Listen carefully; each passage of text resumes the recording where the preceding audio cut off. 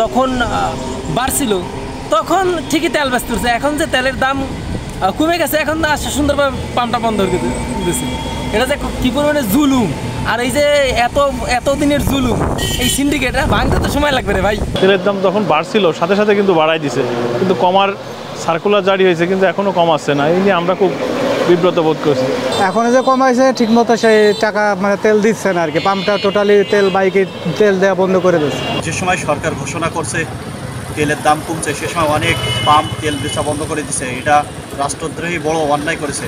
রাষ্ট্রের যেটা আইন সেটা সে লঙ্ঘন করেছে। তার উপরে দাম চালাইছি, অন্য ওই ঘরের মধ্যে দুটো পাম্প আগেতে বন্ধ ছিল, তার দিল আমরা চালাই দিই।